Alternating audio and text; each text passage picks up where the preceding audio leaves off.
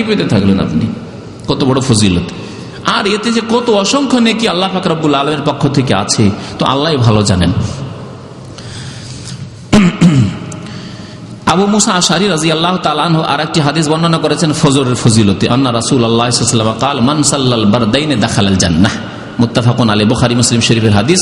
যেই ব্যক্তি ফজরের নামাজ পড়বে আর আসর নামাজ পড়বে, মান সাল্লাল বারদাইন, যে ব্যক্তি দুই ঠান্ডার সময়ের নামাজ পড়বে, ঠান্ডার সময় হচ্ছে এক বিকেলবেলা রোদ্রের প্রখরতার পরে ঠান্ডার সময় আসরের নামাজকে বলা হয়েছে, আর এক নামাজ হচ্ছে রাত্রের ঠান্ডা হচ্ছে ভোরের ঠান্ডা ফজরের নামাজ। যেই ব্যক্তি এই দুই নামাজ কায়েম করবে সুন্দর করে, ফজর নামাজ আর আসর নামাজ, দাখালাল জান্নাহ, সে অবশ্যই জান্নাতে যাবে, সে অবশ্যই জান্নাতে যাবে। নবী করিম সাল্লাল্লাহু আলাইহি ওয়াসাল্লামের ভবিষ্যৎবাণী। আরো শুনেন, ওই ব্যক্তিকে জাহান্নামের আগুন স্পর্শ করতে পারবে না, তাও বলেছেন নবী করিম সাল্লাল্লাহু আলাইহি ওয়াসাল্লাম। বলছেন ওমারা বিন রুয়াইবা বলছেন যে তার আব্বা রুয়াইবা বলছেন নবী করিম সাল্লাল্লাহু আলাইহি ওয়াসাল্লামের কাছ থেকে আমি শুনেছি, ইয়াকুলু লা ইয়ালিজান নার আহাদুন সাল্লা ক্বাবলা তুলুই শামসি ওয়া ক্বাবলা গুরুবিহা, ওই ব্যক্তি কোনোদিন জাহান্নামে যাবে না, ওই ব্যক্তি কোনোদিন জাহান্নামে যাবে না যেই ব্যক্তি সূর্য অস্ত হওয়ার আগের নামাজ পড়ে এবং সূর্য উদয় হওয়ার, সূর্য উঠার আগের নামাজ পড়ে। কোন কোন নামাজ হলো তাহলে?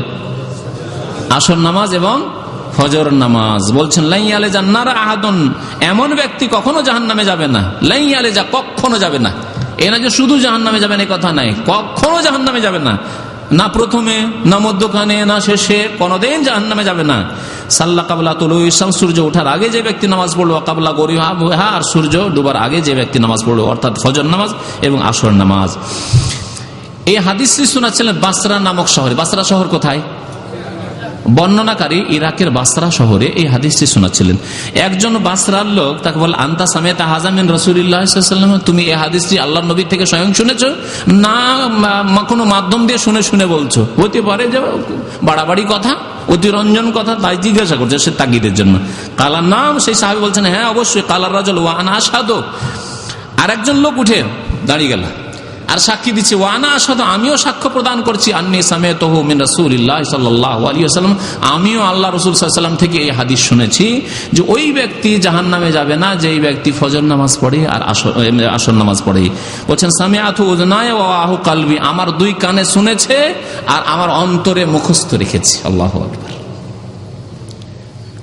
এই হচ্ছে সুসংবাদ ফজরের নামাজ যারা কায়েম করে সেসব ভাইদের জন্য।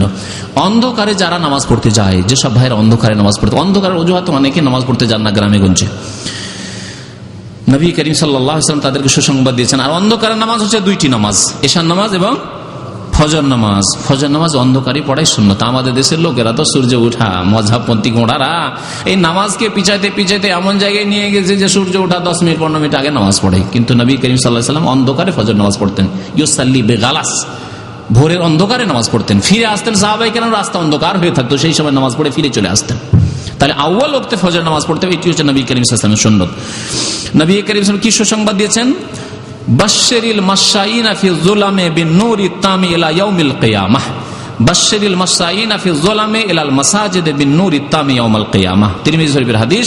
নবী করিম সাল্লাল্লাহু আলাইহি ওয়াসাল্লাম বলছেন যে তোমরা সুসংবাদ দিয়ে দাও, তোমরা সুসংবাদ দিয়ে দাও আল্লাহ এবং রাসূলের পক্ষ থেকে, কি ওই লোকদেরকে যারা পায়ে হেঁটে যায় অন্ধকারে, এলাল মাসাজিদ, মসজিদের দিকে, আল মাশাইনা ফি যুলামি, অন্ধকারে যারা পায়ে হেঁটে যায়, আশঙ্কা আছে সাপের, বিচ্ছুর, চোর, ডাকাতের, কত ভয় আছে, ওই সবকে এড়িয়ে আল্লাহর সন্তুষ্টির উদ্দেশ্যে এশার নামাজে অন্ধকারে যায়, ফজর নামাজে অন্ধকারে যায়, তাদেরকে সুসংবাদ দিয়ে দাও। কিসের সুসংবাদ? বিন-নূরি তামি ইয়াউমাল কিয়ামা, পূর্ণাঙ্গ আলোর সুসংবাদ তাদেরকে দিয়ে দাও কিয়ামতের দিনে। কিয়ামতের দিনে কাফেররা বেনামাজি যখন অন্ধকারে অবস্থান করবে, অন্ধকারে তাদেরকে জাহান্নামে নিক্ষিপ্ত করে দেওয়া হবে, তখন তাদের জন্য হাসর মাঠে আলোর ব্যবস্থা করা হবে। আল্লাহু আকবার।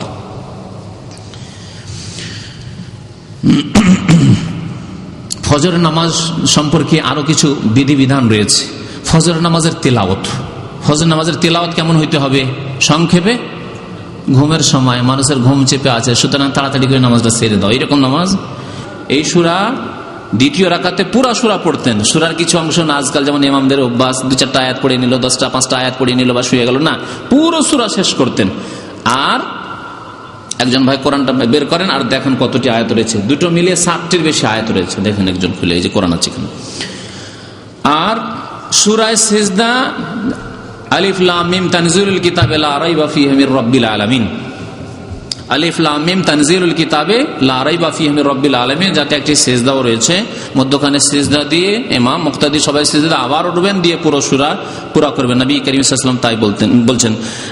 আবু হুরায়রা রাদিয়াল্লাহু তাআলা বলছেন, আন আবি হুরায়রা রাদিয়াল্লাহু তাআলা قال كان النبي صلى الله عليه وسلم يقرأ في الجمعة في صلاة الفجر, নবী করিম সাল্লাল্লাহু আলাইহি ওয়াসাল্লাম জুমার দিনের ফজরের নামাজে আলিফ লাম মিম সিজদা পড়তেন, আর হাল আতা আলাল ইনসান হিনুম মিনাদ দাহর পড়তেন। সহিহ বুখারী শরীফের হাদিস। এ হচ্ছে নবী করিম সাল্লাল্লাহু আলাইহি ওয়াসাল্লামের সুন্নাত। তবে কখনো কখনো অন্যান্য সূরা পড়তে হবে, যাতে জনসাধারণ আবার এটিকে ফরজ ওয়াজিব না মনে করে। আর কোন ইমাম যদি অন্য সূরা পড়িয়ে দেয় তো না মনে করে যে ইমাম এই তো ভালো ইমাম না, বা ইমাম তো সুন্নতের খেলাফ কাজ করে, এমনটা যেন না মনে করে। বেশিরভাগ সময় এই দুইটি সূরা দিয়ে জুমার দিনে নামাজ পড়া বা ইমামতি করা সুন্নাত। ফজরের নামাজের যে কত গুরুত্ব আর কত ফজিলত, যে ফজরের 2 রাকাত সুন্নত আছে ওর ফজিলত শুনেন।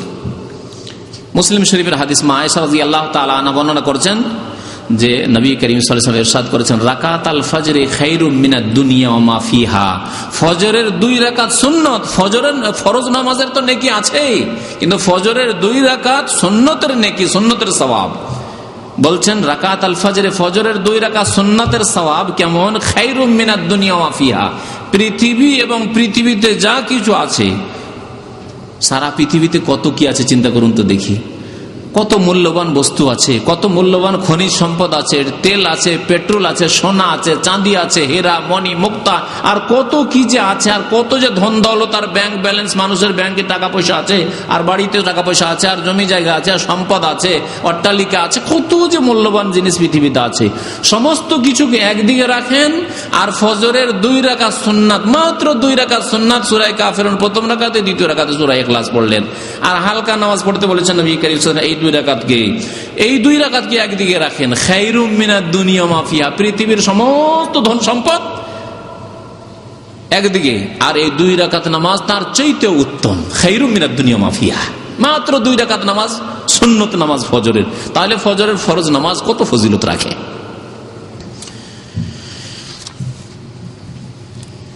ফজরের নামাজের পরে আল্লাহ পাক রব্বুল আলামিন যাদেরকে অবসর দিয়েছেন এবং যাদের সুস্থতা দিয়েছেন, যাদেরকে আল্লাহ শক্তি ক্ষমতা দিয়েছেন, ইমানি এবং আমলি শক্তি দিয়েছেন, দৈহিক শক্তি দিয়েছেন, তাদের আরেকটি সুন্নতের বাস্তবায়ন করা উচিত।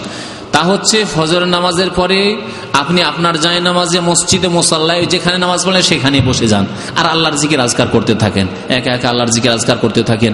এই করতে করতে সূর্য উঠে যাক, আর সূর্য ওঠার পরে কত আয়াত রয়েছে সূরা সিজদা, আপনি বলে দেন। আমি বলেছি সূরা সিজদায় 30টি আয়াত রয়েছে, আর সূরা দাহারে মনে হয় 31টি আয়াত রয়েছে। তাহলে 60-এর বেশি হলো, 60-এর বেশি আয়াত। তো নবী করিম সাল্লাল্লাহু আলাইহি সাল্লাম এর ফজিলত বর্ণনা করেছেন। ফজিলত শুনে আপনাদেরকে বলছেন, মান সাল্লাল ফজরা ফি জামাতিন, নবী করিম সাল্লাল্লাহু বলছেন, যে ব্যক্তি ফজর নামাজ জামাতে পড়লো, তাহলে ফজর নামাজ জামাতে গিয়ে মসজিদে পড়তে হবে। সুম্মা কাদা ইয়াজকুরুল্লাহ, তারপরে মসজিদে বসে গেল আল্লাহর জিকির আজকার করতে আছে, জিকির আজকার সুন্নতি তরিকায়, নিজের জিকির আজকার পূর্ণাঙ্গ জুমলা দিয়ে, আল্লাহু আল্লাহু না, আবার হাকু এসব বেদাতি জিকির আজকার করবেন না, ইল্লাল্লাহ ইল্লাল্লাহ ওইসব করবেন না, অসম্পূর্ণ জিকির ইসলামে নেই। আর সম্মিলিত জিকির করেন, ভাই আসেন এখন জিকিরের হালকা করি না, ওইসব বিদআত। নিজের জিকির করেন, আপনি আপনার মজলিসে বসে যেখানে আপনি নামাজটা পড়লেন জিকির আজকার করতে থাকেন আপনি। সুবহানাল্লাহ, আলহামদুলিল্লাহ, আল্লাহু আকবার, লা ইলাহা ইল্লাল্লাহ, ওয়া লা হাওলা ওয়া লা কুওয়াতা ইল্লা বিল্লাহ, সুবহানাল্লাহি ওয়া বিহামদিহি, সুবহানাল্লাহিল আযীম, সুবহানাল্লাহি ওয়া বিহামদিহি, আদাদা খালকিহি ওয়া রিদা নাফসি ওয়া জিনাতা আরশি ওয়া মিদাদা কালিমাতিহি, লা ইলাহা ইল্লা আনতা সুবহানাকা ইন্নী কুনতু মিনাজ জালিমিন। আবার খতম করবেন না, আমাদের দেশের বিদাতি খতম, খতমে ইউনুস আর খতমে খাজা গান আর কত রকমের খতম, ওই সব বিদাতি কাজ করবেন না, ওই সব নেই আবার ইসলামে। ওই সব মানুষের তৈরি করা, ভণ্ডদের তৈরি করা। নবী করিম সাল্লাল্লাহু আলাইহি ওয়াসাল্লামের তরিকা, আপনি নিজের জিকির আজকার করতে থাকুন, হাত্তা তাতুলা শামস, সূর্য উদয় হওয়া পর্যন্ত, সূর্য ওঠা পর্যন্ত।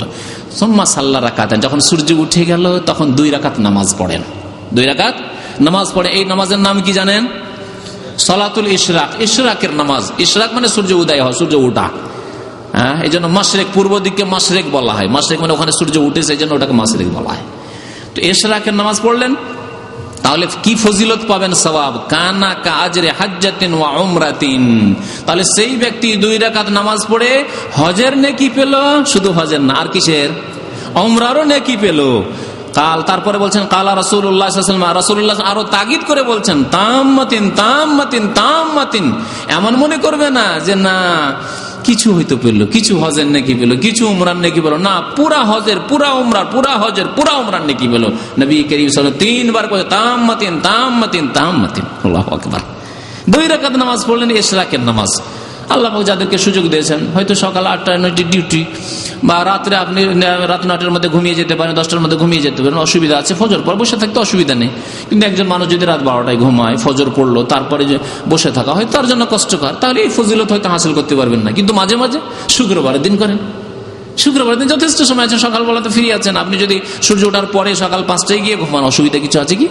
ভোর 4টা থেকে 5টা পর্যন্ত বসে থাকলেন, এশারের নামাজটা পড়লেন, তারপরে ঘুমিয়ে গেলেন।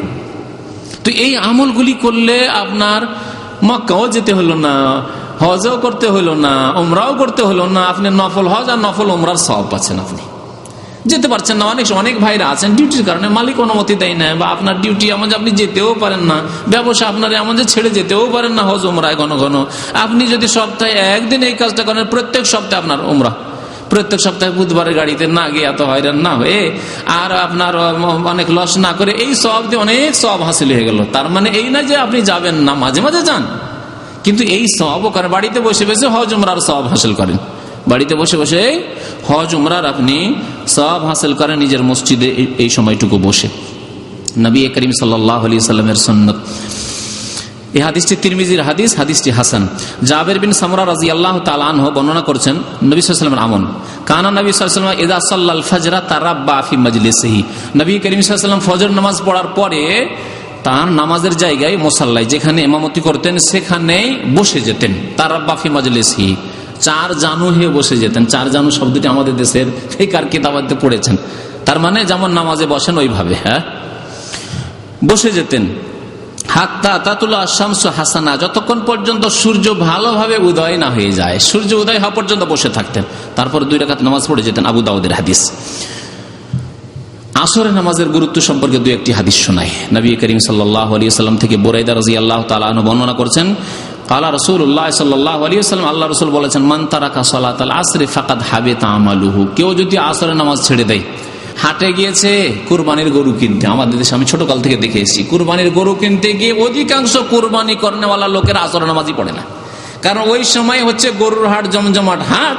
এখন যদি নামাজ পড়তে যায় তাহলে গরু ছুটে যাবে, কেউ দালালি করছে গরুর, কেউ গরু বিক্রি করছে, কেউ গরু কিনছে, কুরবানির নেকি করতে যাচ্ছে, আর আসরের নামাজ ছেড়ে দিয়ে অতীতের সমস্ত আমলকে ধ্বংস করে ফেলল। আল্লাহু আকবার। শুনেন হাদিস, মান তারাকা সালাতাল আসর, যে ব্যক্তি আসরের নামাজ ছেড়ে দিল, ফাকাদ হাবিতা আমালুহু, তার আমল সব বরবাদ হয়ে গেল, ধ্বংস হয়ে গেল, তার আমল সব ধ্বংস হয়ে গেল। জি, কারণ সে কুফরিতে চলে গেল, সূর্য ডুবিয়ে দিল, আসর নামাজ পড়লো না। বহু লোককে দেখেছে হাট বাজার করে মাগরিব পরে এশা পর বাড়ি আসার পরে দেখছি নামাজ পড়ছে 4 রাকাত। লোকেরা জিজ্ঞাসা করে যে কোন নামাজ পড়ছেন? আসর নামাজ আজকে পড়তে পারিনি, হাটে গেছিলাম, বাজারে গেছিলাম, খুব ব্যস্ত ছিলাম, আজকে আসর নামাজ পড়তে পারিনি। অফিসাররা আমাদের কি করে, সারাদিন ডিউটি করে আসে, আর আসার পরে মাগরিব পরে এসে জোহর পড়ে। আমি কয়েকটা অফিসারকে মাদ্রাসা যখন ছাত্র ছিলাম তো দেখতাম মসজিদে অনেকক্ষণ ধরে নামাজ পড়ছে। তো এক অফিসারকে দেখতাম, বড় দাড়িওয়ালা অফিসার, ওই ভূমি সংস্করণ অফিসার, ভালো মানুষ, কিন্তু তাকে দেখতাম নামাজ পড়তো এইরকম, জোহর নামাজ পড়ছে, আসর, মাগরিব, এশা সবগুলি পড়ছে এশার নামাজের পরে। এই সময় নামাজ কেন? বলছে অফিসে এত ব্যস্ত থাকি যে জোহর আসর পড়তে পারি না, জোহর আসর পড়তে পারে না, সবগুলি এসে ওই এশার সময় নামাজ পড়ছে। এই নামাজ কবুল হবে? নামাজ হবে না। নবী সাল্লাল্লাহু আলাইহি ওয়াসাল্লাম কি বলছেন, মান তারাকা সালাতাল আসর, যে ব্যক্তি আসরের নামাজ ছেড়ে দিল, আসর ওয়াক্তে পড়লো না, তার আমল সব ধ্বংস হয়ে গেল। বুখারী শরীফের হাদিস, বুখারী শরীফের হাদিস। আরেকটি হাদিস শুনেন আসরের গুরুত্ব সম্পর্কে। বলছেন আব্দুল্লাহ বিন উমর রাদিয়াল্লাহু তাআলা আনহু হাদিস বর্ণনাকারী, আন্না রাসূলুল্লাহ সাল্লাল্লাহু আলাইহি ওয়াসাল্লাম قال রাসূলুল্লাহ সাল্লাল্লাহু আলাইহি ওয়াসাল্লাম ইরশাদ করেছেন, আল্লাযী তাফুতুহু সালাতুল আসর ফাকান্নামা ওতিরা আহলুহু ওয়া মালুহু। হাদিস শুনিয়ে দিলাম আপনাদেরকে। যার আসরের নামাজ ফত হয়ে গেল, মানে আসরের নামাজ কাজা হয়ে গেল, ছুটে গেল, মাগরিব হয়ে গেল, সূর্য ডুবে গেল, আসর নামাজ পড়তে পারলো না, সে ঘুমিয়ে থেকে হোক, আর বাজারে ব্যস্ত থেকে হোক, আর ক্রিকেট দেখায় ব্যস্ত হোক, আর ক্রিকেট খেলায় ব্যস্ত হোক, আর বল খেলায় ব্যস্ত হোক, আর দুনিয়ার যে কোনো কাজেই ব্যস্ত হোক না কেন, জি, ভুলে যাওয়া ছাড়া 2টি ওজর ইসলামে গ্রহণযোগ্য। কি বলতে পারেন? এক হচ্ছে ভুলে যাও, ভুলেই গেছে যে আসর পড়িনি, মনেই হয়নি, মাগরিব পরে মনে হয়েছে, তাহলে তো আর দোষ নেই, ভুলে গেছে, যখনই স্মরণ হবে তখন নামাজ পড়তে হবে। আর আরেক হচ্ছে যে ইচ্ছা করে ঘুমায়নি, কিন্তু এমন ঘুম চেপেছে, অ্যালার্জি ট্যাবলেট কি এমন ঘুম চেপেছে তাকে কেউ জাগাবার হয়নি, অ্যালার্ম বেজেছে, জাগতেই পারেনি। এইরকম যদি অনিচ্ছাকৃত ঘুম কখনো হয়, এই দুইটি ক্ষেত্রে, আর ইচ্ছা করে রোজ রোজ ঘুমাবে আর বলবে যে আমার তো ঘুম ভাঙে না, চলবে না? চলবে না। যার না আসরের নামাজ ছুটে গেল তার অবস্থা কি হবে কাল কিয়ামতে? বলছেন নবী সাল্লাল্লাহু আলাইহি ওয়াসাল্লাম, ফাকা আন্নামা ওয়াতিরা আহলুহু ওয়া মালুহু, যেন তার পরিবার এবং ধন সম্পদ সব ধ্বংস হয়ে গেল। তার পরিবার ধ্বংস হয়ে গেল আর তার ধন সম্পদ সব ধ্বংস হয়ে গেল। হাদিসটা বোঝার জন্য একটা উদাহরণ দিই। একজন মানুষ তার পরিবার সহ ফ্লাইটে চেপেছে, সপরিবারে, স্ত্রী, ছেলে, মেয়ে সবকে নিয়ে, আর বাড়িতে যা টাকা পয়সা ছিল সব নিয়ে চেপেছে। বাংলাদেশের ন্যাশনালিটি ছিল, সে সেখান থেকে চলে যাবে, তো টাকা পয়সা আর তো বাংলাদেশে রেখে লাভ নেই, আমেরিকা চলে যাচ্ছি, কানাডা, ওখানকার গ্রিন কার্ড পেয়ে গেছি, যাচ্ছি। তো যা টাকা পয়সা, সোনা দানা, ব্যাংক ব্যালেন্স যা ছিল, ডলার সব পকেটে, আর সপরিবারে একবারে পুরো ফ্যামিলি সহ ফ্লাইটে চেপেছে। আর আল্লাহ না করে সেই ফ্লাইট রাস্তাতে কি হয়ে গেল, বিমান দুর্ঘটনায় বিধ্বস্ত হয়ে গেল, ধ্বংস হয়ে গেল। সেও বাঁচল না, তার স্ত্রী গেল, তার ছেলে মেয়ে সব মারা গেল, ধন সম্পদ সব কোথায় যে গেল, কিছু পেল, নিজেও পেল না, তার আত্মীয় স্বজন পেল না, কেউ পেল না তার। তাহলে কত বড় খাসা লস চিন্তা করেন এই লোকটির, সব গেল, তার সব গেল। নবী করিম সাল্লাল্লাহু আলাইহি ওয়াসাল্লাম বলছেন, যার আসরের নামাজ ছুটে গেল, আসরের নামাজ ছুটে গেল, তার কি হয়ে গেল, ফাকা আন্নামা ওয়াতিরা আহলুহু ওয়া মালুহু। কাল কিয়ামতে হাসরের মাঠে এত আফসোস হবে, আক্ষেপ হবে, তার এত আক্ষেপ হবে যে তার ধন সম্পদ সবকিছু ধ্বংস হয়ে যাওয়ার পরে সে যদি বেঁচে থাকতো, আর যে আফসোস হতো, হাই কি করলাম, আল্লাহ স্ত্রী হারাইলাম, ছেলে মেয়ে হারাইলাম, যা ধন দৌলত ছিল, সে হয়তো ওখানে আছে। এই উদাহরণটা দিয়ে তাহলে আরো বুঝতে পারে, কারণ সে মরে গেলে তার কিছু বুঝতে পারছে না, সেও মরে গেছে, কিন্তু সে বেঁচে আছে, আমেরিকাতে বসে আছে, আর ফ্যামিলিকে ডেকেছে যে তুমি ছেলে মেয়ে টাকা পয়সা সব নিয়ে চলে আসো বাংলাদেশ থেকে, সব বিমান বিধ্বস্ত, সব ধ্বংস হয়ে গেল। তাহলে কত তার আফসোস আর আক্ষেপ, আর এই দুঃখ কষ্ট কোথায় রাখবে সেই দুঃখ কষ্ট? এইরকম আফসোস হবে তার কাল কিয়ামতে। একদিন আসর নামাজ যদি এইভাবে তার ফৌত হয়ে যায়, ছুটে যায়, তাহলে কাজা হয়ে যায়। তাহলে নবী করিম সাল্লাল্লাহু আলাইহি ওয়াসাল্লামের হাদিস, বুখারী শরীফের হাদিস।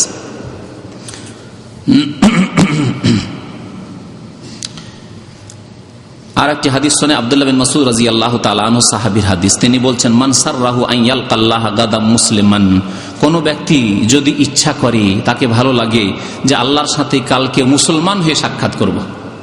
যদি আপনাদেরকে বলি যে ভাই কে আছেন যে আল্লাহর সাথে অমুসলিম হয়ে সাক্ষাৎ করতে চান, কেউ চাইবেন না।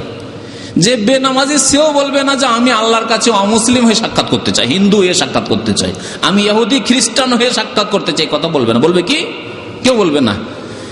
বলছেন আব্দুল্লাহ বিন মাসউদ রাদিয়াল্লাহু তাআলা বলছেন, মান সাররাহু, যে ভালো মনে করে যে আল্লাহর সাথে সাক্ষাৎ করবে কাল কিয়ামতে মুসলিমান, মুসলিম হয়ে, তাকে কি করতে হবে? ফালিয়ুহাফিজ আলা হাউলাই সালাওয়াত, সে যেন এই 5 ওয়াক্ত নামাজের হেফাজত করে, 5 ওয়াক্ত নামাজকে সুন্দর করে কায়েম করে। হাইসু ইউনাদা বিহিন্না, যখনই তার আজান দেওয়া হবে, হাজির হবে নামাজের জন্য। ফাইনাল্লাহ শারআ লিনাবিয়িকুম সাল্লাল্লাহু আলাইহি ওয়াসাল্লাম সুনানাল হুদা, কারণ আল্লাহ পাক রব্বুল আলামিন তোমাদের নবী মুহাম্মদ সাল্লাল্লাহু আলাইহি ওয়াসাল্লামের জন্য এই হিদায়াতের আদর্শ দান করেছেন, হেদায়েতের আদর্শ দিয়েছেন, অর্থাৎ নামাজ, জামাত সহকারে নামাজ। ওয়াইন্নাহুন্না মিন সুনানিল হুদা, আর এই 5 ওয়াক্ত নামাজ হচ্ছে হেদায়েতের আদর্শ। ওয়ালাউ আন্নাকুম সাল্লাইতুম ফি বুয়ুতিকুম, তোমরা যদি নিজের নিজের ঘরে ঘরে নামাজ পড়ো, মসজিদে নামাজ পড়তে না আসো, কামা ইউসাল্লি হাযাল মুতাখাল্লিফু ফি বাইতিহি, যেমন এই মুনাফিক জামাতে আসে না, মুনাফিকরা যেমন বাড়িতে নামাজ পড়ে, লা তারাকতুম সুন্নাতা নাবিয়িকুম, তাহলে তোমাদের নবী সাল্লাল্লাহু আলাইহি সাল্লামের আদর্শকে তোমরা ছেড়ে দেবে। ওয়ালাউ তারাকতুম সুন্নাতা নাবিয়িকুম, আর তোমরা যদি তোমাদের নবীর আদর্শকে, সুন্নতকে ছেড়ে দাও, অর্থাৎ সুন্নত মানে এখানে এই নয় যে ওয়াজিবে বিপরীত সুন্নত, মানে নবীর আদর্শ, ফরজও আদর্শ আর ওয়াজিবে আদর্শ, সুন্নত আদর্শ, মুস্তাহাব আদর্শ, নবী সাল্লাল্লাহু আলাইহি ওয়াসাল্লাম যা করেছেন তাই হচ্ছে নবীর আদর্শ। নবীর আদর্শকে যদি, মানে জামাত সহকারে নামাজ পড়াকে যদি তোমরা ছেড়ে দাও, লা দালালতুম, তাহলে তোমরা পথভ্রষ্ট, গুমরাহ হয়ে যাবে। তাহলে জামাত ছেড়ে দিয়ে বাড়িতে নামাজ পড়া, ঘরে নামাজ পড়া কি? গুমরাহি, পথভ্রষ্টতা। ওয়া মিন রাজুলিন ইয়াতাতাহারু, এখন নামাজের ফজিলত বলছেন আব্দুল্লাহ ইবনে মাসউদ রাদিয়াল্লাহু তাআলা নবী সাল্লাল্লাহু আলাইহি ওয়াসাল্লাম থেকে। ওয়া মিন রাজুলিন, কোন ব্যক্তি যদি ইয়াতাতাহারু, ওযু করে, বাড়িতে ওযু করলো, ফায়ুহসিনুত তাহুর, আর ভালো করে ওযু করলো, সুম্মা ইয়ামাদু ইলা মাসজিদিন মিন হাযিহিল মাসাজিদ, কোন এক মসজিদে নামাজ পড়তে গেল, ইল্লা কাতাবাল্লাহু লাহু বিকুল্লি খাতওয়াতিন ইয়াখতুহা হাসানাহ, প্রত্যেক কদমে কদমে আল্লাহ পাক রব্বুল আলামিন এক নেকি লিখবেন। ওয়া ইয়ারফাউ বিহা দারাজা, আর প্রত্যেক কদমে কদমে, প্রত্যেক ধাপে একটি করে মর্যাদা উঁচু করবেন। একটি নেকি লিখা হলো, একটি মর্যাদা উঁচু করা হলো। ওয়া ইয়াহুত্তু আনহু বিহা সাইয়্যা, আর একটি করে আল্লাহ পাক রব্বুল আলামিন গুনাহ মাফ করবেন। তাহলে যত দূরে মসজিদ, কষ্ট হচ্ছে 5 মিনিট 7 মিনিট লাগছে, যত বেশি হেঁটে যাবেন তত গুনাহ মাফ হবে, তত নেকি বাড়বে, আর তত বেশি মর্যাদা উঁচু হবে। ওয়ালাকাদ রাআইতুনা, আব্দুল্লাহ বিন মাসউদ রাদিয়াল্লাহু তাআলা বলছেন যে আমি দেখেছি আল্লাহর নবী সাল্লাল্লাহু আলাইহি ওয়াসাল্লামের জামানায়, ওমা ইয়াতাখাল্লাফু আনহা ইল্লা মুনাফিকুন মালুমুন নিফাক, মুনাফিক ছাড়া কেউ ফজর নামাজ থেকে পিছনে থাকতো না, জামাত থেকে পিছনে থাকতো না। মুনাফিকরাই ফজর এশাই বা আসরে এরা আসতো না, কিন্তু যারা মুমিন মুসলিম তারা সবাই নামাজ পড়তে আসতো। এমনকি আমি দেখেছি ওয়ালাকাদ কানার রাজুলু ইউতা বিহি ইউহাদা বাইনার রাজুলাইনি হাত্তা ইউকামা ফিস সাফফি, আমি অনেক মুসলিম ভাইদেরকে দেখেছি যারা পায়ে হেঁটে আসতে পারে না, অসুস্থ, বিছানায় শুয়েছিল, কোনো দুই আত্মীয়র কাঁধে ভর দিয়ে, হেলানা লাগিয়ে কাঁধে ভর দিয়ে মসজিদে নিয়ে আসা হইতো তাদেরকে, আর নিয়ে এসে কাতারে বসিয়ে দেওয়া হতো, বসে বসে নামাজ পড়তো। তার জন্য ওজর ছিল, বাড়িতেই সে নামাজ পড়তে পারতো, কিন্তু বাড়িতে কোনো মুসলিম সাহাবী নামাজ পড়তেন না। অসুস্থতার অবস্থায় মসজিদে এরকম দুইজনের শরীরে ভর দিয়ে, কাঁধে ভর দিয়ে এসে তারা নামাজ পড়তেন। মুসলিম শরীফের হাদিস। নবী করিম সাল্লাল্লাহু আলাইহি ওয়াসাল্লাম আরো বলেছেন, যারা জামাতে নামাজ পড়তে আসে না তাদের সম্পর্কে আবু দারদা রাদিয়াল্লাহু তাআলা আনহু বর্ণনা করেছেন, সামিউতু রাসূলুল্লাহ সাল্লাল্লাহু আলাইহি ওয়াসাল্লাম, আমি আল্লাহর রাসূল শুনেছি বলতে, মা মিন সালাসাতিন ফি ক্বরিয়াতিন ওয়ালা বাদউইন, কোন জায়গায় যদি 3 জন ব্যক্তি থাকে, 3 জন মাত্র, বেশি না, 3 জন ব্যক্তি কোন রুমে আছেন, কোন গ্রামে আছেন, কোন শহরে আছেন, কোন পল্লীতে আছেন, লা তুকামু ফিহিমিস সালাহ, কিন্তু সেখানে জামাত সহকারে তারা নামাজ পড়ে না, জামাত সহকারে তারা নামাজ পড়ে না, একা একা নামাজ পড়ে। 3 জন ঘরেই নামাজ পড়ে, মসজিদের ব্যবস্থা নেই, খেয়াল খুশি নামাজ পড়ে, যখন যে আসে নামাজ পড়ে, জামাত করে তারা নামাজ পড়ে না মসজিদে এসে। ইল্লা কাদ ইস্তাহওয়াজা আলাইহিমুশ শাইতান, তাহলে শয়তান তাদের উপর ছেয়ে যাবে, শয়তান তাদেরকে গ্রাস করে নেবে, শয়তানের খপ্পরে তারা পড়ে যাবে। ফালাইকা বিল জামাআহ, তাই বলছেন নবী সাল্লাল্লাহু আলাইহি ওয়াসাল্লাম, হে মুসলিম, তোমরা জামাত সহকারে নামাজ পড়বে। ফাইন্নামা ইয়াকুলু যিবুল কাসিয়া, কারণ নেকড়ে বাঘ একা যদি কোনো বকরি ছাগল থাকে দূরে, বকরির পাল থেকে দূরে যদি কোনো বকরি পায়, ছাগল পায়, তাহলে সেই বকরি ছাগলকে নেকড়ে বাঘে খায়। আর বকরির পালের মধ্যে নেকড়ে বাঘ আক্রমণ করে কোনদিন বকরি ধরে না। এই কথাটি নবী করিম সাল্লাল্লাহু আলাইহি ওয়াসাল্লাম শিখিয়েছেন। বুঝতে পারলেন না? পারলেন না? কি বুঝতে পারলেন? যদি একসাথে একত্রিত বকরির পাল থাকে, 25, 50, 100, 200 বকরি থাকে, তাহলে সেখানে সাহস করে না নেকড়ে বাঘ ঢুকতে, কারণ নেকড়ে বাঘের ভয় খুব বেশি। এক তো রাখালকে ভয় করে, আর বকরির পালে জানি না কি আছে না আছে, ও সাহস করে ঢুকবে না। কিন্তু একটা বকরি যদি দূরে চলে যায় চড়ার জন্য, আর একা দেখতে পেয়েছে, তখন ওকে ধরে নেয়। ওই রকমই হে মুসলিম, তুমি জামাত সহকারে নামাজ পড়বে মুসলমানদের জামাতে, তাহলে শয়তানের খপ্পরে পড়বে না, শয়তান তোমাকে গুমরা করতে পারবে না। আর জামাতে যদি নামাজ না পড়ো, মসজিদ আছে, জামাতে লোকেরা নামাজ পড়ছে, তুমি একা একা যদি নামাজ পড়ো, তো ওই একা বকরির মতো তোমার অবস্থা। একা বকরিকে যেমন নেকড়ে বাঘে খায়, তুমি একা নামাজিকে শয়তান গুমরা করে দেবে, পথভ্রষ্ট করে দেবে, তোমার দ্বারা পাপ করাবে।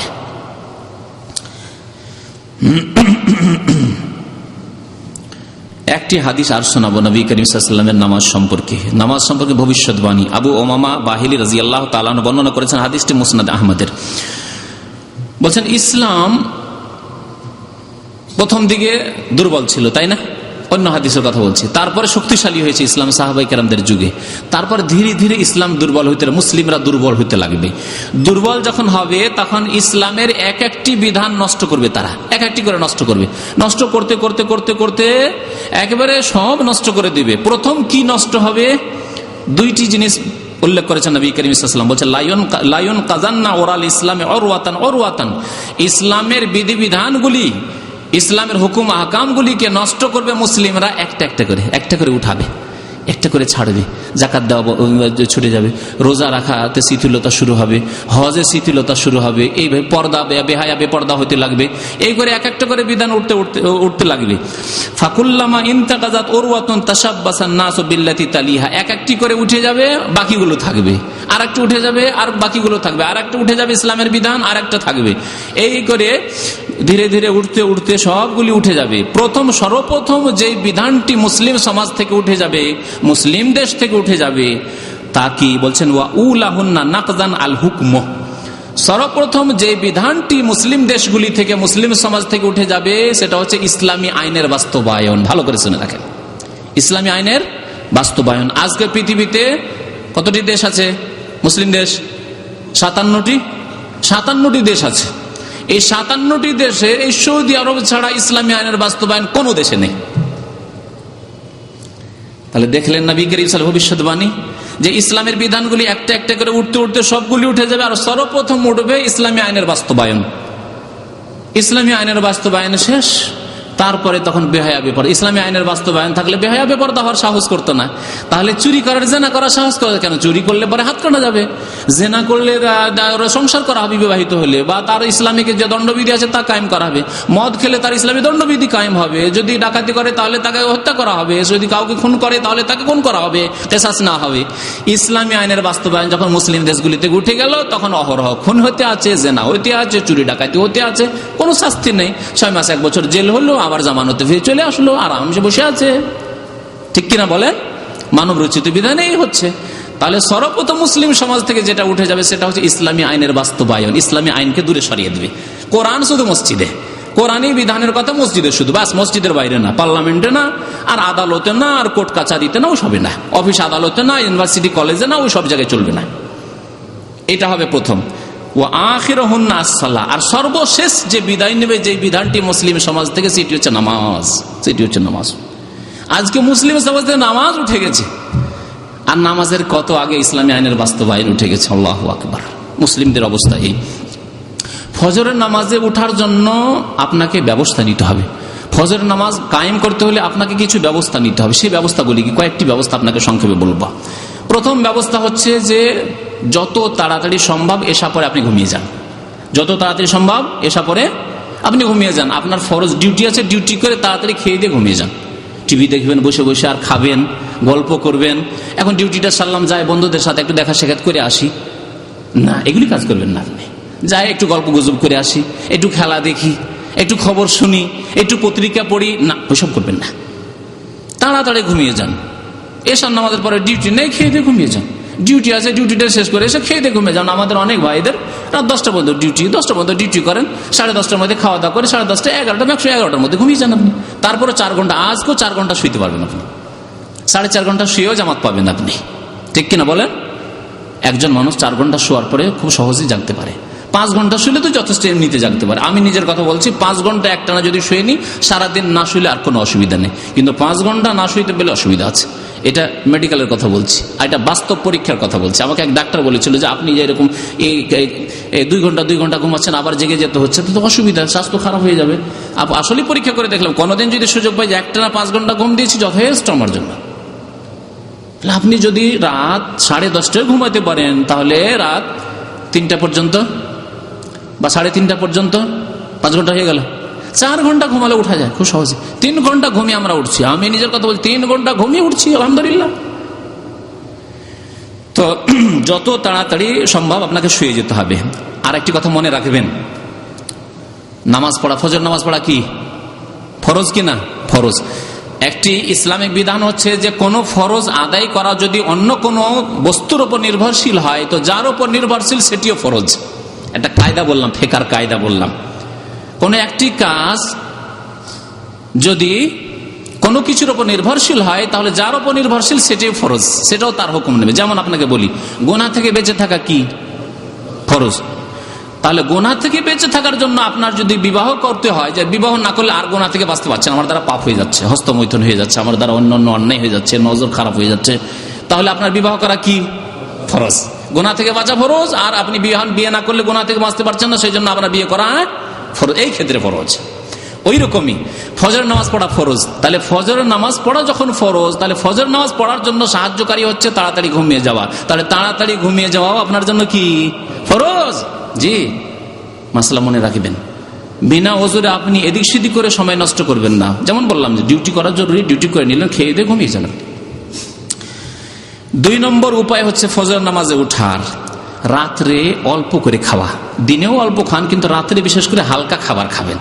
বেশি করে খেলে ওলামারা বলেছেন মান আকালা কাসিরান ফাশারিবা কাসিরান, যে ব্যক্তি বেশি খাবে ওটা হজম করার জন্য বেশি পানি পান করতে হবে। একে তো খেয়ে দিয়ে পেট ভারী, তারপরে পানির জায়গা নেই, আবার ওভারলোড করে পানি চাপাইতে হবে পেটে, আর পানি দিলেন তারপরে তখন আর নড়াচড়া করতে পারেন না, তখন শুইতে হবে।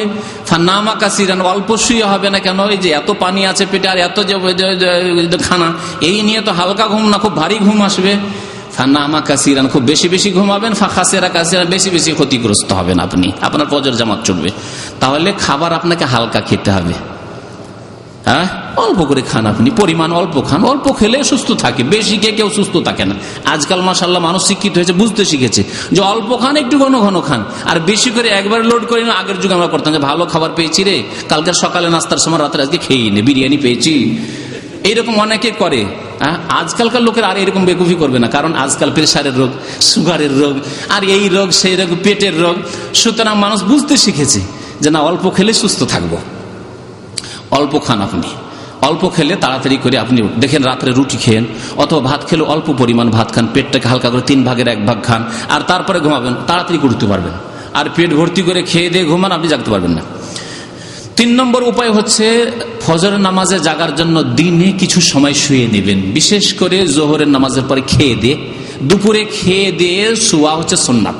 নবী করিম সাল্লাল্লাহু আলাইহি ওয়াসাল্লাম একটি হাদিসে বলেছেন যে হে মানুষ, তোমরা দিনে ঘুমাবে, কাইলুলা করা বলা হয়, কিলু ফাইন্না শাইতানা লা ইয়াকিলু, তোমরা দিনে কিছুক্ষণ ঘুমিয়ে নেবে, কারণ শয়তান দিনে ঘুমায় না, শয়তান দৌড়িয়ে বেড়ায় সারাদিন কাকে গুমরা করতে পারি, কাকে পথভ্রষ্ট করতে পারি, কাকে পাপে লিপ্ত করতে পারি, কার দ্বারা গুনাহ করাইতে পারি, শয়তান দৌড়িয়ে বেড়ায়। আপনি সারাদিন দৌড়িয়ে বেড়াবেন না, দুপুরে একটু ঘুমিয়ে যান, খেয়ে দে একটু আরাম করেন, বিশ্রাম করেন, কাইলুলা করবেন।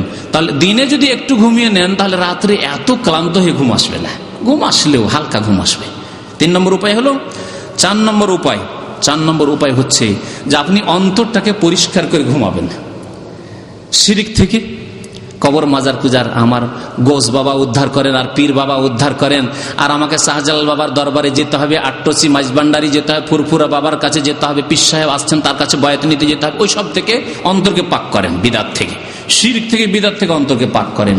হিংসা থেকে, বিদ্বেষ থেকে, শত্রুতা থেকে, কালিমা থেকে অন্তরকে পাক করেন। রাত্রে শুইলেন আর ভাইয়ের বিরুদ্ধে আপনার দুশ্মনী, অন্তরে শত্রুতা না, হিংসা বিদ্বেষ, ও কেন এত উন্নতি করলো রে, ও কেন এত টাকা পয়সার মালিক হয়ে গেল, ও এত বড় বাড়ি করতে পারলো, এত দামি গাড়ি কিনতে পেরেছে, আর আমি হইতে পারলাম না, এইসব না। অন্তরকে পাক করে আল্লাহ যা দিয়েছেন আলহামদুলিল্লাহ, আল্লাহ আমাকে যা দিয়েছেন আলহামদুলিল্লাহ, আল্লাহ ওকে যা দিয়েছেন আলহামদুলিল্লাহ, যাকে আল্লাহ দিয়েছেন আল্লাহর ইচ্ছা।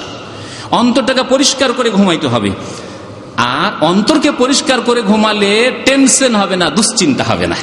আর দুশ্চিন্তা না হলে ঘুম তাড়াতাড়ি আসবে, ঠিক না? আর যে দুশ্চিন্তা, শুধু অন্তরে জ্বালা, হিংসার জ্বালায় আর পুড়ে মরছেন, আপনার অন্তরে আগুন জ্বলছে, তাহলে কি আর ঘুম আসবে? শত্রুতা অন্তরে শুয়ে শুয়ে চিন্তাই করছেন, এত শত্রু রে, এ আমার এই শত্রুতা করে, এ আমার শত্রুতা করে, এ এরকম করে, এর সাথে আমাকে এরকম করতে হবে, একে দেখবো, ওকে দেখবো, এই করতে থাকবে, তাহলে কি ঘুম আসবে? তাহলে তার ফজরে জাগতে পারবেন না। এই করতে করতে রাত 2টো বাজলো, তারপরে রাত 2টোর পরে 3টের পরে ঘুম আসলো, তাহলে আর ফজরে কেমন করে উঠবেন? বুঝতে পারছেন? তাহলে অন্তরটাকে পরিষ্কার রেখে শিরিক থেকে, বিদাত থেকে, দুশ্চিন্তা থেকে, হিংসা বিদ্বেষ শত্রুতা এসব থেকে পাক করে ঘুমাইতে হবে। 5 নম্বরের উপায় হচ্ছে ফজরে উঠার সমস্ত গুনাহ থেকে আপনাকে যথাসাধ্য বেঁচে থাকার চেষ্টা করতে হবে। কারণ মানুষ যখন গুনাহ করে তখন অন্তর তার শক্ত হয়ে যায় পাথরের মতো। আল্লাহ বলেছেন সুম্মা কাসাত কুলুবুকুম, তোমাদের অন্তরগুলি শক্ত হয়ে যায়, নিষ্ঠুর হয়ে যায়। ফাহিয়াকাল হেজার, আর পাথরের মতো হয়ে যায়, শক্ত হয়ে যায়। আও আসাদ্দ কাসওয়া, এমনকি পাথরের চাইতেও বেশি অনেক মুসলমানদের বা অনেক মানুষের অন্তর শক্ত হয়ে যায়। অন্তর শক্ত হয়ে যায় পাপ করলে। আর অন্তর যদি শক্ত হয়ে যায়, অন্তর যদি নরম না হয়, তাহলে ঈমান, আল্লাহর ভয় অন্তরে ঢুকবে না। আর আল্লাহর ভয় যদি অন্তরে না ঢুকে, তাহলে ফজরের জন্য জাগা হবে না। আল্লাহর ভয় যত বেশি অন্তরে থাকবে, তত বেশি আপনি পেরেশান থাকবেন যে আল্লাহ আমাকে ফজরে জাগতেই হবে, ফজরটা জামাত আমাকে পড়তেই হবে, আল্লাহর কাছে আমাকে প্রথম জবাব দিতেই হবে গিয়ে নামাজের, এসব চিন্তা থাকবে। সুতরাং গুনাহ থেকে বেঁচে থাকবেন। হাসান বাসরি রাহমাতুল্লাহ আলাইহি, তাবেঈ, প্রসিদ্ধ তাবেঈ, তার একটি ঘটনা উল্লেখ করি। তার কাছে একজন ছাত্র বা একজন মানুষ এসে বলল যে আচ্ছা বলুন তো, আপনি তো এত বড় আলেম আর তাবেই, এত আল্লাহ আপনাকে সম্মান দিয়েছেন, একটি মাসলা বলেন তো। আমি অনেক সময় চেষ্টা করি যে তাহাজ্জুদের নামাজ পড়বো, চেষ্টা করি, আর এই জন্য তাড়াতাড়ি ঘুমিয়ে যাই, কিন্তু কোনোদিন উঠতে পারি না, তাহাজ্জুদের জন্য জাগতে পারি না। পানি রাখি রেডি করে, যে পানি রেডি হয় যাতে দেরি না হয়, তাড়াতাড়ি করে উজু করে নামাজটা পড়তে পারি, যাতে করে প্রস্তুত থাকি মন মানসিকতার দিক থেকে যে আমি তাহাজ্জুদ পড়ব, কিন্তু জাগতেই পারি না, ফজর হয়ে যায়। হাসান বসরি রহমতুল্লাহ আলাইহি কি জবাব দিয়েছিলেন? জবাব দিয়েছিলেন যে দেখো, গুনাহ থেকে বেঁচে থাকো, গুনাহের কারণে তুমি জাগতে পারছো না। আল্লাহ পাক রব্বুল আলামিন বন্ধুত্বের সুযোগ দেন না ওই ব্যক্তিকে যে ব্যক্তি পাপ করতে থাকে। আল্লাহ পাক নির্জনে অ্যাপয়েন্টমেন্ট দেন না, অ্যাপয়েন্টমেন্ট বুঝেন তো না, কথা বলার সুযোগ, নির্জনে কথা বলার আল্লাহ সুযোগ দেন না ওই ব্যক্তিকে যে ব্যক্তি পাপে ডুবে থাকে, গুনাহ করতে থাকে। আপনি সারাদিন গুনাহ করতে থাকবেন, তারপরে ভাববেন যে রাত্রে তাহাজ্জুদ পড়বো, আল্লাহর কাছে নির্জনে সময় চাইছেন, আল্লাহ তোমার কাছে নির্জনে একটু চুপি সুরে কথা বলো, তোমার কাছে দোয়া মোনাজাত করবো, আল্লাহ সুযোগ দেবেন না তোমাকে, কারণ তুমি পাপে লিপ্ত আছো। তাহলে পাপ থেকে বেঁচে থাকতে হবে। 6 নম্বরের উপায় হচ্ছে আল্লাহকে অন্তর থেকে ভালোবাসা, সবচেয়ে বেশি আল্লাহকে ভালোবাসতে হবে। জি, ইমানকে মজবুত করতে হবে আল্লাহ পাক রব্বুল আলামিনের উপর, এবং আল্লাহর সাথে আমি নির্জনে কথা বলবো, এর জন্য আপনাকে উদ্গ্রীব পেরেশান হইতে হবে। আমি যে কখন সুযোগ পাবো, শুধু ফজরে না, আমি চেষ্টা করব ফজর আধা ঘন্টা 1 ঘন্টা আগে উঠে একটু আল্লাহর কাছে দোয়া মোনাজাত করে চুপি শুয়ে আল্লাহর সাথে কথা বলার। এই মনের কামনা, বাসনা লাগবে, স্পৃহা লাগবে, আগ্রহ লাগবে, উদ্যম লাগবে, তাহলে আল্লাহ পাক রব্বুল আলামিন তৌফিক দেবেন। আল্লাহকে ভালোবাসতে হবে, আল্লাহ রাসূল সাল্লাল্লাহু আলাইহি ওয়াসাল্লামকে ভালোবাসতে হবে, আল্লাহর নেক বান্দাদেরকে ভালোবাসতে হবে, ইসলামের বিধিবিধানকে ভালোবাসতে হবে, নামাজকে ভালোবেসে নামাজ পড়তে হবে। আল্লাহ যেন আমাদেরকে তৌফিক দান করেন 5 ওয়াক্ত নামাজ পড়ার, আল্লাহ যেন আমাদেরকে ফজরের নামাজ আদায় করা সুন্দর করে তৌফিক দান করেন, জামাত সহকারে আল্লাহ পাক রব্বুল আলামিন যেন আমাদেরকে ফজরের নামাজ পড়ার তৌফিক দান করেন। আল্লাহ আমাদের মুনাফিকের লক্ষণগুলি যেন দূর করে দেন, আল্লাহ আমাদেরকে খাঁটি মুমিন হওয়ার জন্য তৌফিক দান করেন, আল্লাহ আমাদের অতীতের গুনাহ খাতা যেন মাফ করে দেন, নেক আমলে যেন তৌফিক দান করেন, আল্লাহ আমাদেরকে যেন জান্নাতুল ফিরদাউস দান করেন। আমিন। ওয়া সাল্লাল্লাহু আলা নবিয়িনা মুহাম্মদ ওয়া আলা আলিহি ওয়া সাহবিহি আজমাইন। যত প্রশ্ন কোনটার জবাব দেব? ইশরাকের নামাজ যখন সূর্য উঠে যাবে, আজকের আলোচনা এসছে ইশরাকের নামাজ, সূর্য উঠে যাবে, তারপরে যে ইশরাকের টাইম দেওয়া আছে ক্যালেন্ডারে, দেখে সূর্য ওঠার পরে পরে আপনি 2 রাকাত নামাজ পড়বেন, যে কোনো সূরা দিয়ে পড়তে পারেন, কোনো অসুবিধা নেই। এই ক্ষেত্রে বিশেষ কোনো সূরা দিয়ে পড়তে হবে এমন কোনো জরুরি নাই। মাগরিবের নামাজের প্রথমে সুন্নত পড়লে পরে সুন্নাত না পড়লে কোনো গুনাহ হবে কিনা? প্রথমের সুন্নাত আলাদা, আর পরের সুন্নাত হচ্ছে সুন্নাতের রাতিবা, সুতরাং পরের সুন্নাত অবশ্যই পড়বেন। তবে যদি কোনো ওজর থাকে, অসুবিধা থাকে, তাড়াতাড়ি থাকে, তাহলে না পড়লে অসুবিধা নেই। কিন্তু কথা হচ্ছে যে আপনি সবসময় ছাড়বেন না, যথাসাধ্য এই দিনের রাত্রের 12 রাকাত সুন্নত বা কমের পক্ষে 10 রাকাত সুন্নত পড়ার চেষ্টা করবেন। জোহরের নামাজের কি গুরুত্ব রয়েছে? জোহর যেমন গুরুত্ব রয়েছে, মাগরিবের তেমন গুরুত্ব রয়েছে, এশাও তেমন, সমস্ত নামাজের গুরুত্ব। নবী সাল্লাল্লাহু আলাইহি ওয়াসাল্লাম খামসু সালাতেন, 5 ওয়াক্ত নামাজ পড়তে হবে। সুতরাং 5 ওয়াক্ত নামাজ জামাত সহকারে পড়তে হবে পুরুষদেরকে। জি, বেনামাজি কোনদিন জান্নাতে যাবে? শিরিক করে না, শিরিক করে না, কিন্তু বেনামাজি। সহিহ হাদিস এবং কোরআনের দ্বারা প্রমাণিত যে বেনামাজি জান্নাতে যেতে পারবে না। আমরা কাউকে জান্নাত জাহান্নামের ঠিকা নিনি যে কাউকে জান্নাতে ভরবো আর কাউকে জান্নাতে বের করবো আর জাহান্নামে ঢুকাবো, এটা আমরা দায়িত্ব নিনি। কিন্তু কোরআন এবং হাদিস দ্বারা প্রমাণিত যে বেনামাজি জান্নাতে যেতে পারবে না। কারণ আল্লাহ পাক রব্বুল আলামিন কোরআনে বলছেন যে জান্নাতীরা জিজ্ঞাসা করবে জাহান্নামীদেরকে যে জাহান্নামে কেন আসলে, মা সালাকাকুম ফি সাকার, সাকার নামক জাহান্নামে কেন? তখন প্রথম উত্তর হবে লাম নাকুম মিনাল মুসাল্লিন, আমরা নামাজ পড়তাম না, আমরা নামাজ পড়তাম না। তাহলে বোঝা গেল যে বেনামাজি জান্নাতে যাবে না। আল্লাহু আ'লাম। এক ভাই লিখেছেন, আমি ফজর নামাজ এবং আসর নামাজ মসজিদে গিয়ে পড়তে পারি না, আমার রুম থেকে মসজিদ যেতে 50 মিনিট। 50 মিনিট যদি হয় তো ঠিক আছে, কিন্তু 5 মিনিট যদি হয় তো মুশকিল। কেন অনেকে এরকম প্রশ্ন, ভাই 5 মিনিট বা 8 মিনিট লাগবে, না চলবে না। হ্যাঁ, নবী সাল্লাল্লাহু আলাইহি ওয়াসাল্লাম বলেছেন আজান শুনতে পাও কিনা, যদি আজান শুনতে পাও তো যাও। আজান মোটামুটি মুখে আজান দিলে 1 কিলোমিটার 1.5 কিলোমিটার যাওয়া যায়। তো কথা হচ্ছে যে আপনাকে যথাসাধ্য মসজিদে যাওয়ার চেষ্টা করতে হবে, কিন্তু আধা ঘন্টা 50 মিনিট লাগলে আপনাকে মসজিদে যাওয়ার দরকার নেই, সেই ক্ষেত্রে আপনি বাসায় নামাজ পড়বেন। জি, কেমন দূরত্বে মসজিদ থাকলে জামাতে নামাজ ওয়াজিব? হ্যাঁ, যেমন বললাম, হাল তাসমাউন নিদা বিস সালাত, নবী সাল্লাল্লাহু আলাইহি ওয়াসাল্লাম জিজ্ঞাসা করেছেন যে তুমি কি আজান শুনতে পাও? আজানও যদি শুনতে পান, মুখে আজান দিলে বিনা মাইকে, তাহলে যেতে হবে। জি, যেমন বললাম যে মোটামুটি 1 কিলোমিটার কমের পক্ষে। জি, আমাদের দেশের আলেমগণ বলেন, বক্তা যখন ওয়াজ করেন তখন বক্তার চেহারা মোবারকের দিকে তাকিয়ে থাকলে নাকি সাগিরা গুনাহ মাফ হয়ে যায়। এগুলি আমাদের দেশের পীরদের কথা। হ্যাঁ, যুক্তিবাদী শুধু এইটি কথা, এটা তো ছোটই কথা হলো তার, সে তো কবর মাজার পূজা করাচ্ছে। জি, তার বক্তব্যে আমি শুনেছি, আমি চেক করেছিলাম মদিনা ইউনিভার্সিটিতে, বেশ কিছু ক্যাসেট দিয়েছিল চেক করার জন্য সাইদির আর এই যুক্তিবাদী। তো যুক্তিবাদী সম্পর্কে আমার যেটা অভিমত সেটা হচ্ছে সে ডাহা মুশরিকি কথাবার্তা বলে, বড় শিরক করায়। সুতরাং যুক্তিবাদী বাংলাদেশের মুসলিমরা কেন তার নাম বলেছে আল্লাহর কাছে তারা জবাব দেবে। হ্যাঁ, শিরিকবাদী, তার নাম রাখেন শিরিকবাদী। আর সাইদির ক্যাসেটে বেশ কিছু বিদাত দেখেছিলাম, ডাহা শিরক তো পাইনি, কিন্তু বেশ কিছু বিদাত দেখেছিলাম। হ্যাঁ, কে কারো মনে কষ্ট লাগে কষ্ট নেবেন না, হাকিকত এটা বললাম। আর যুক্তিবাদীর ক্যাসেটে ডাহা ডাহা বড় বড় শিরক, জি, কবর মাজার পূজার শিরক পর্যন্ত আছে। জি, হ্যাঁ হ্যাঁ, বুঝতে পেরেছি। যে সব নবী সাল্লাল্লাহু আলাইহি সাল্লামকে একবার জিজ্ঞাসা করেছে সাহাবারা যে আচ্ছা যদি দেখা যায় যে লেট করে নামাজ পড়ছে, বিলম্ব করে শেষ ওয়াক্তে নামাজ পড়ছে ইমামরা, তাহলে আমরা কি করবো? নবী সাল্লাল্লাহু বলেছেন তোমরা প্রথম ওয়াক্তে নামাজ পড়ে নাও, আউয়াল ওয়াক্তে বাড়িতে নামাজ পড়ে নেন, অথবা মসজিদে পড়ে যদি চলে আসতে পারেন, ফিতনা না হয়, ঝগড়া না হয়, বিবাদ না হয়, তাহলে মসজিদে পড়ে চলে আসেন, আর না হলে বাড়িতে আউয়াল ওয়াক্তে পড়ে নেন। আর তারপরে মসজিদে গিয়ে তাদের সাথে সামিল হয়ে যান, যাতে করে তারা আপনার ওপর মিথ্যা অপবাদ না দেয় যে লোকটি বেনামাজি, নামাজ টামাজ পড়ে না। সেজন্য তাদের শেষ ওয়াক্তে নামাজ পড়েন, কিন্তু আউয়াল ওয়াক্তে আপনি আপনার উত্তম নামাজ পড়েন, দ্বিতীয় নামাজ আপনার জন্য নফল হবে, দ্বিতীয় নামাজ আপনার জন্য নফল হবে, এই কথা বলেছেন নবী করিম সাল্লাল্লাহু আলাইহি ওয়াসাল্লাম। যদি বিরোধিতা তাওহীদের করে আর বলে যে না মাজারে যেতে হবে, ওরসে যেতে হবে, তাহলে মুশরিক, ওদের পেছনে নামাজ হবে না।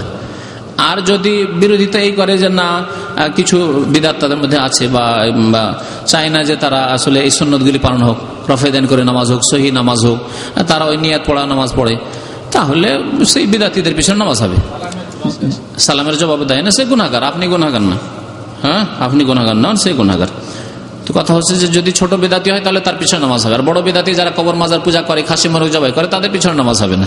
চাদর চড়াতে যায়, ওরসে যায়, তাদের পিছনে নামাজ হবে না। সাল্লাল্লাহু আলাইহি ওয়া সাল্লাম।